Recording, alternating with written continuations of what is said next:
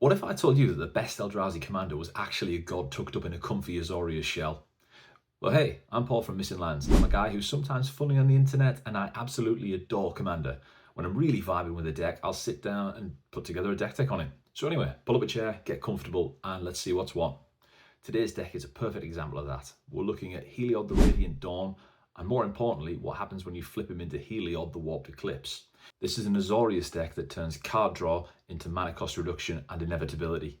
And it does it in a way that people consistently underestimate until it's far too late. On the front side, Heliod looks pretty reasonable. He's a 4/4 god for 2 white that lets you return a non-aura enchantment to your hand, which is fine, totally acceptable. But once he flips into Heliod the Warped Eclipse, 3 mana and a Phyrexian blue, the deck really shows its teeth. Your spells get cheaper, opponent card draw starts fueling your game plan, and suddenly every symmetrical effect becomes wildly asymmetrical in your favour. And the real kicker, it's all flash speed. This is basically a command zone Vidalcan orrery, which is exactly as disgusting as it sounds. This deck doesn't try to outdraw the table, it lets the table draw cards and then charges interest. The land base here is deliberately flexible. You can build this on a budget or fully optimize it without changing how the deck actually functions. What matters isn't perfect fixing. Because of the generic cost reduction, what really matters is hitting your coloured pips. That's what actually stops you from popping off. Standout lands at Gyreach Sanitarium forces everyone to draw and discard. This helps Heliod reduce costs quicker, and Mikoroko, I think I've got that right, for the same ability really. Reliquary Tower is here because once the engine is online, hand size really becomes relevant. And just for added value, there's a few MDFCs in there as well. Personally, I went for a Myriad's Call and Sink into Stupor because it's extra interaction and extra bodies, but honestly, pick whatever you like, just don't miss land drops. Early ramp is exactly what you'd expect. Sol Ring, Arcane Signet, Azorius Signet. These are just here to get Heliod down earlier.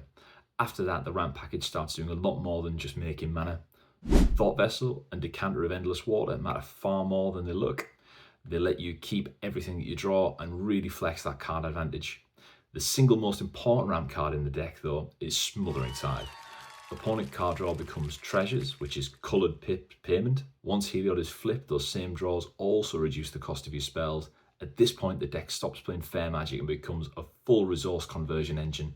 Astral Cornucopia turns out all excess mana and cost reduction into a clean mana jump straight into the late game. Protection. Because this deck wants to tap out aggressively, to set up protection is non-negotiable. Teferi's protection does an absurd amount of work both defensively and offensively, and in Azorius you get access to the best free interaction in the format. Force of Will, Force of Negation, Fierce Guardianship, and then also Swan Song and an offer you can't refuse. Yes, it's a lot of protection, but if Heliod survives, the game usually doesn't last that long. Removal. Azorius also gives you some incredible removal. Cyclonic Rift is always a house, and in this deck, casting it for 1 mana is genuinely ridiculous, but the real MVP is All Is Dust. Pair it with Teferi's protection, you completely reset the board, phase out your permanents, and untap into an empty table.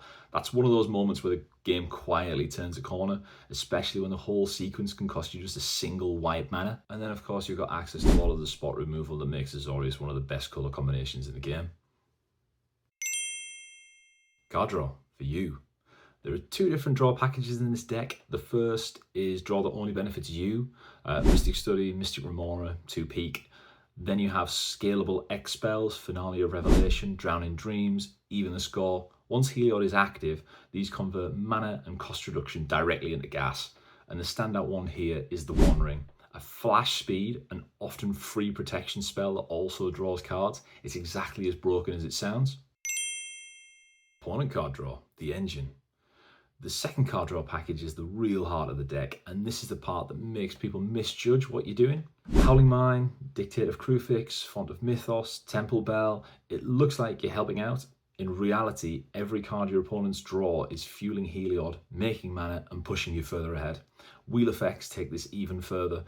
Windfall, Echo of Eons, Days Undoing, Wheel and Deal, Prosperity. With Heliod flipped, these turns are explosive. Teferi's Puzzle Box and Jace's Archivist force the engine online, whether the table wants it to or not.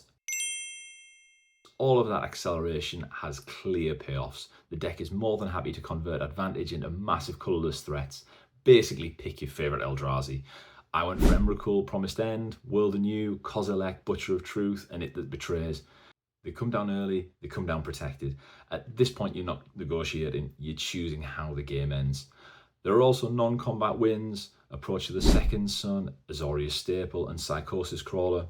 You win just by doing what the deck already wants to do. Yeah, that's Heliod, an Azorius deck that turns generosity into inevitability.